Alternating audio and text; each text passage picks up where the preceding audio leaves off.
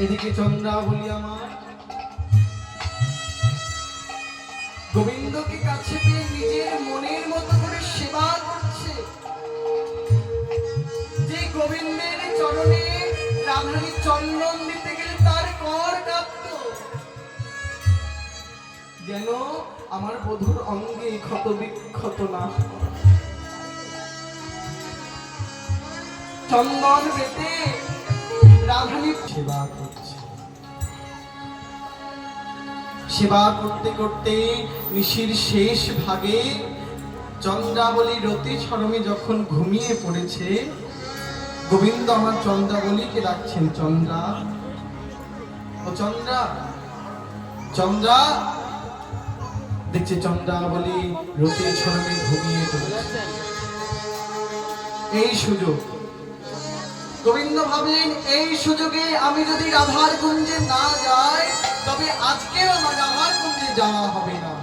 এই বলে ঘুমান্ত চন্দ্রাবলীকে ফিরিয়ে গোবিন্দ ছুটতে ছুটতে চললেন রাধা রানীর কুঞ্জ দ্বারে কেশর কুঞ্জ। কেশর কুঞ্জে সে জয় রাধে বলে যেমনি দাঁড়িয়েছে, অমনি রাধা রানী আমার গোবিন্দের কণ্ঠস্বর শুনে চিৎকার করে বলে উঠলেন, দাঁড়াও, আরেক পাওয়া যাবে না।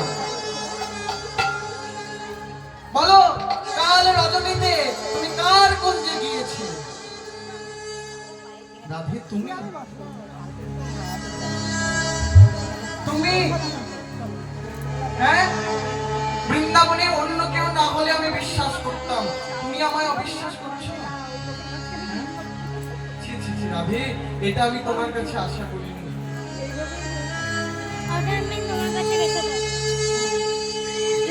অভিষেক যে গোবিন্দ কোনদিন নীল শাড়ি পরে না, পীতবসন পরে, হলুদ শাড়ি পরে, বলো আজ কেন তুমি নীল শাড়ি পরেছো? গোবিন্দ ভুলেই গেছে চন্দ্রাবলী তাকে সেবা করতে করতে গোবিন্দের হলুদ শাড়িটা খুলে তখন তার নীল শাড়িতে পরিয়ে দিয়েছে। চতুরের শিরোমণি তো বলছো, রাধে তুমি আমায় এই জন্য অবিশ্বাস করছো? কি হয়েছে জানো? কাল রজনীতে আমি আর আমার বলাই দাদা একই শয্যায় একই বিছানায় ঘুমিয়েছিলাম। তুমি তো জানো বলাই দাদা নীল শাড়ি পরে আর আমি হলুদ শাড়ি পরি। আর গভীর রজনীতে তোমার কুঞ্জে আসতে গিয়ে আমি ভুল করে দাদার নীল শাড়িটা পরে এসেছি। তা হয়েছে তাকে একদিন নীল শাড়ি পরেছি, তাতে কি হয়েছে? বলছে তাতে কিছু হয়নি, কপালে সিঁদুরের ফোঁটা কেন?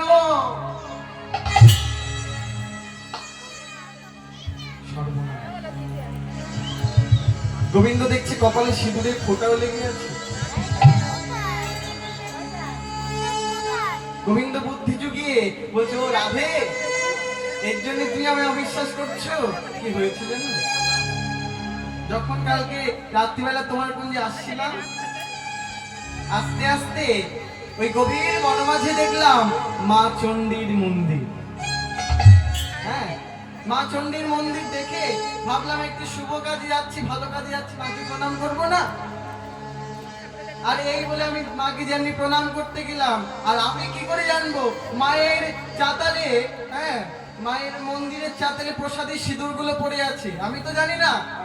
আমি মায়ের চরণে যেমনি প্রণাম করতে গেছি, ওই সিঁদুর গুলো আমার কপালে লেগে গেছে, যা দেখে তুমি আমায় অবিশ্বাস করছো। বললো, তা না হয় গেল, বুকে নখের আঁচড় কেন? দেখছে গোবিন্দ, সর্বনাশ। চন্দ্রাবলী আমাকে সেবা করতে গিয়ে কখন অসাবধানে তার নখ দিয়ে আমার বক্ষে আঘাত করেছে, এখনো তো রুধির ঝরছে। গোবিন্দ বুদ্ধি করে বলল, রাধে কি হয়েছে জানো? যখন আসছিলাম বনের মধ্য দিয়ে, শুনলে তুমিও ভয় পেয়ে যাবে।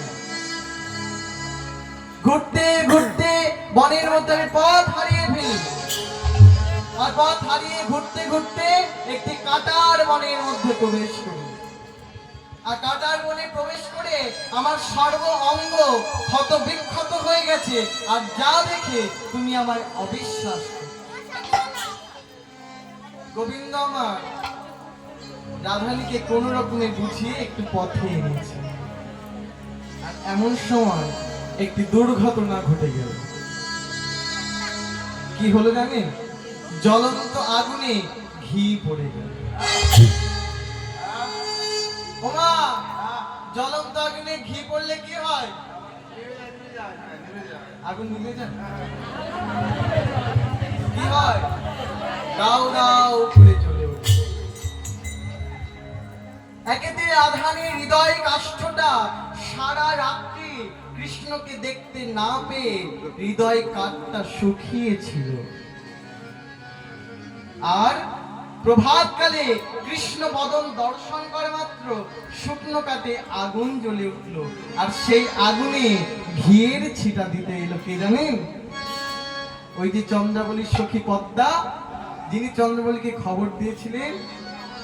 ও গোবিন্দের পেছনে এসে গোবিন্দের ওই মিথ্যে কথাগুলো শুনছে আর মনে মনে বলছে, তোমার বলাটা হোক, তারপরে হাতে হাড়ি আমি ভাঙছি। গোবিন্দের যেমনি বলাটা শেষ হলো, অমনি চন্দ্রাবলীর সখী পদ্মা পেছন থেকে চিৎকার করে ডেকে, গোবিন্দ! কণ্ঠস্বরটা তো আমার গোবিন্দের চেনা। আর যেমনি দেখেছে অমনি গোবিন্দ আমার পদ্মার ডাক শুনে একেবারে ভূত দেখার মতো চমকে উঠেছে। কি পদ্মা, তুমি আবার এখানে কেন? হ্যাঁ,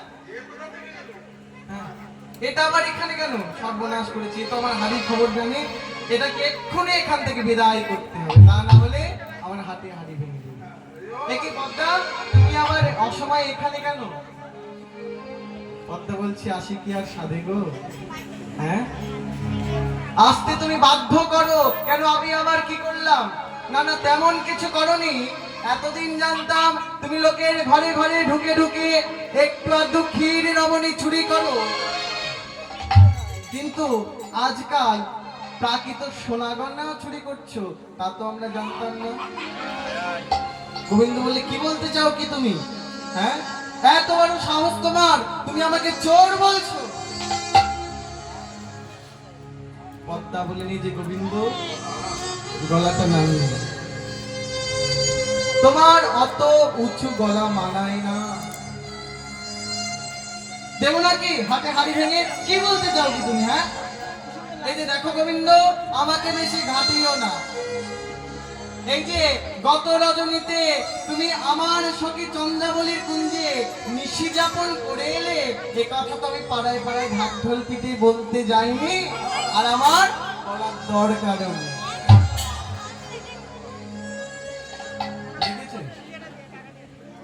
সব শেষ। গোবিন্দের সকালবেলার এত খাটাখাটনি সব বৃথা হলো, কারণ একটা মিথ্যে কথা ঢাকতে আরেকটি মিথ্যে কথা বলতে হয়, আরেকটি মিথ্যেকে ঢাকতে আরেকটি মিথ্যে বলতে, এইভাবে মিথ্যে একটি পাহাড় জমে। এই কথা তো আমি পাড়ায় পাড়ায় ঢাক ঢোল পিটে বলতে যাইনি, আমার বলার দরকারও নেই। কি দরকার আছে? আমার কোনো দরকার আছে? যা বলার তা তো বলেই দিয়েছি। হ্যাঁ, তা গোবিন্দ, কথা হচ্ছে গত রজনীতে তুমি আমার সখী চন্দ্রাবলীর চরণে যখন সোহাগ করে আলতা পরাতে গেছিলে, আলতা পরাতে গিয়ে তার সোনার নুপুর দুটো খুলে রেখেছিল, একটি পেয়েছে, আরেকটি কোথায়? নাকি নিয়ে এসেছো সঙ্গে করে তোমার প্রেয়সী রাধারানীকে পরাবে?